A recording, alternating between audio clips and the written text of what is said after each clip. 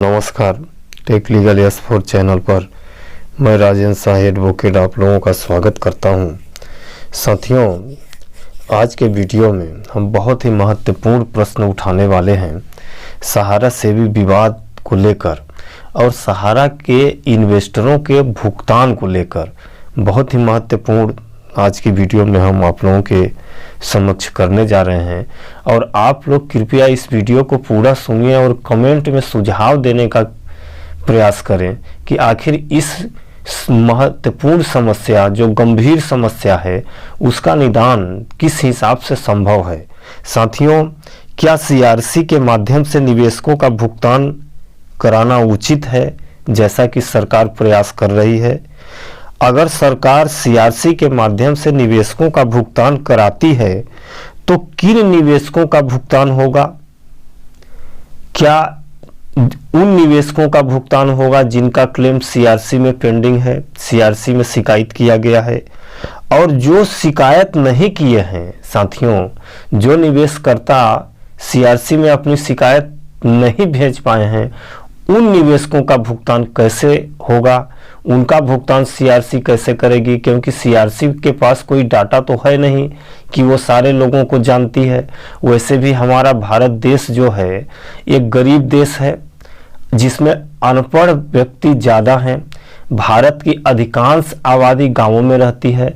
अब गांवों के जो छोटे लोग हैं, गरीब तबके के लोग हैं, दिहाड़ी मजदूर, ठेला, जो ये टाइप के व्यवसायी हैं, इन सारे लोगों का पैसा सहारा इंडिया में जमा है और ये सभी नियम कानून और प्रक्रियाओं से अनभिज्ञ हैं।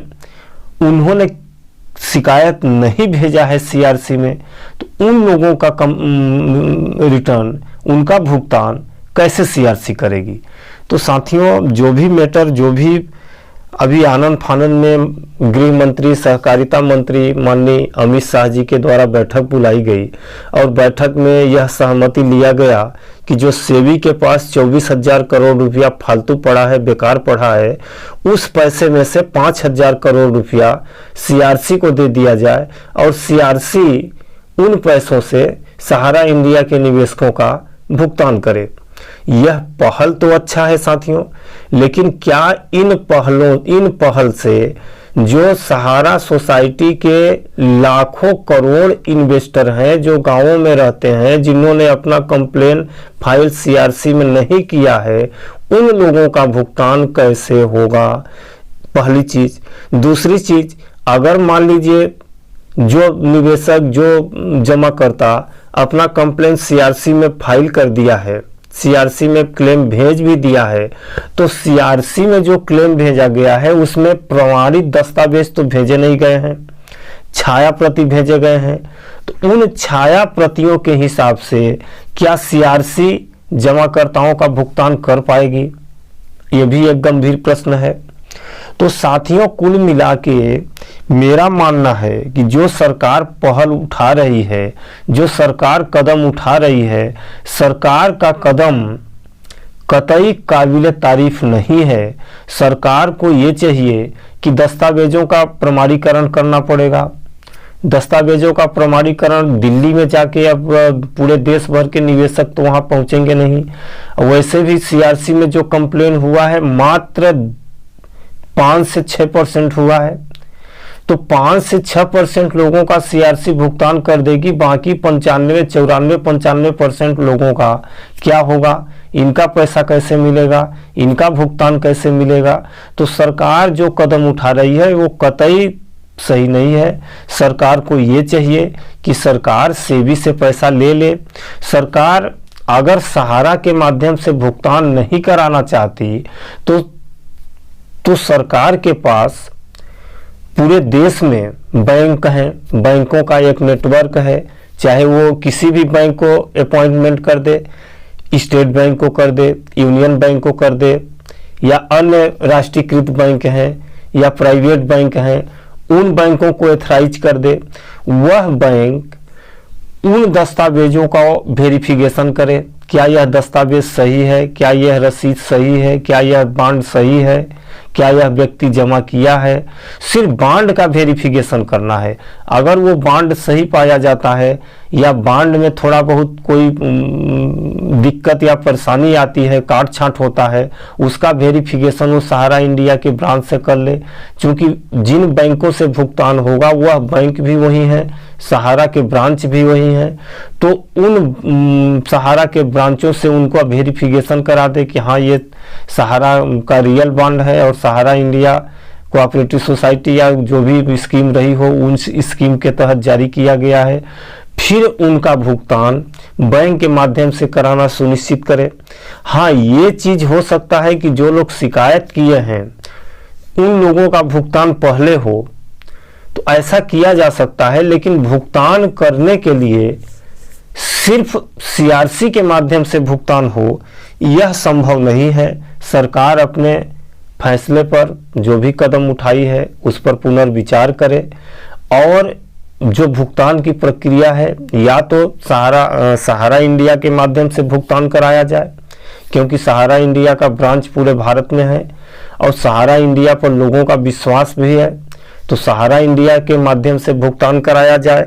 और जितने कंप्लेंट सीआरसी में जिन जिन राज्यों के जिन जिन ब्रांचों के किए गए हैं उन ब्रांचों में उन निवेशकर्ताओं की सूची भेज दिया जाए और बता दिया जाए कि पहले आप इन इन लोगों का भुगतान कराएं। इसके बाद जो पैसा बचता है उसकी क्लेम आप सीआरसी में करें, फिर सीआरसी सेबी से पैसा डिमांड करें, फिर पैसे को सहारा इंडिया में ट्रांसफर करें। इस तरह से भुगतान हो सकता है सीआरसी के माध्यम से, जैसा कि सॉलिसिटर जनरल, सीआरसी और यूनियन ऑफ इंडिया के एडवोकेट्स जैसा सुप्रीम कोर्ट में अपनी दलील रख रहे थे, अपनी बात बोल रहे थे कि हम लोगों ने सेबी से रिक्वेस्ट भेजा है, सेबी को रिक्वेस्ट भेजा है कि आप 5,000 करोड़ रुपया ट्रांसफर करें सीआरसी में। माननीय सर्वोच्च न्यायालय के द्वारा बोला गया कि आपके पास फिजिकल कॉपी है, तो बोला गया नहीं, फिजिकल कॉपी तो नहीं है, लेकिन हम लोगों ने सेबी के पास रिक्वेस्ट भेज दिया हूं। तो इस तरह से अगर भेज भी दिए होंगे तो जो भी कदम उठा रही है सरकार, ये कतई तर्क संगत नहीं है। इस कदम पर सरकार पुनर्विचार करे और 5,000 करोड़ नहीं, कम से कम 15,000 करोड़ रुपए, 5,000 करोड़ रुपए सेबी के पास छोड़ दिया जाए, 15,000 करोड़ रुपए सहारा को दे दिया जाए। या सहारा को आप नहीं देना चाहते तो बैंकों को एथराइज कर दें। अब बैंकों को बोल दें या बैंकों को फंड दे दें कि इस बैंक को इतना फंड दिया जाता है, इस बैंक को इतना फंड दिया जाता है।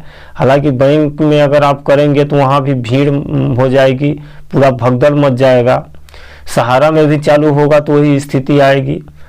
ये स्थिति निर्मित न हो, भीड़ एक बैग न टूटे, उसके लिए भी आप कोई प्रक्रिया बनाएं। उसके लिए आप ये देखें कि किस व्यक्ति का निवेश कितने दिनों से मैच्योरिटी हो गई है।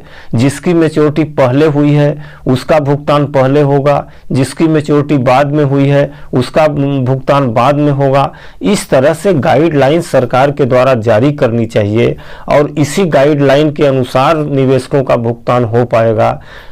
अगर सरकार ये चाहती है कि पहले आओ और पहले पाओ जैसे स्थिति के तहत अगर भुगतान कराना चाहती है तो पूरे देश में एक तरह से पुनः जिस तरह से नोटबंदी के समय भीड़ उमड़ी थी उसी तरह से भीड़ उमड़ जाएगी और उन भीड़ों में बहुत सारे लोगों का अब जीवन लीला भी समाप्त हो जाएगा। इसलिए मैं सरकार से निवेदन करता हूं कि सरकार इस पर पुनर्विचार करे और पुनर्विचार करने के बाद या तो सहारा के माध्यम से, फर्स्ट प्रायोरिटी सहारा के माध्यम से किया जाए, दूसरी प्रायोरिटी राष्ट्रीयकृत बैंकों के माध्यम से किया जाए।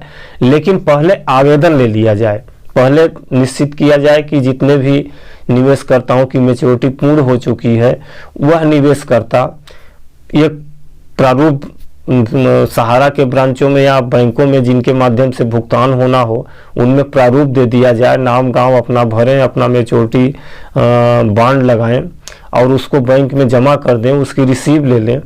तो बैंक वालों के पास जब सारे आवेदन आ जाएं तो उसमें बैंक वाले स्क्रूटनी कर लें कि किन किन का या मैच्योरिटी पूर्ण हुए ज़्यादा समय हो गया है।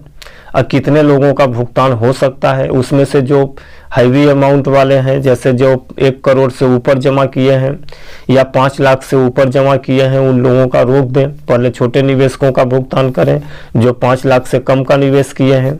इस तरह से अगर कोई गाइडलाइन जारी होगी तो गाइडलाइन के माध्यम से ही भुगतान हो पाएगा, अन्यथा CRC के माध्यम से भुगतान होना संभव नहीं है। फिर भी कल माननीय सर्वोच्च न्यायालय में महत्वपूर्ण सुनवाई होने जा रही है इसी मसले पर। अब जो भी अपडेट आएगा मैं अपनी वीडियो में आप लोगों को बताऊंगा, क्या हुआ उसका अपडेट बताने का कोशिश करूंगा। तब तक के लिए मुझे आज्ञा दीजिए। नमस्कार।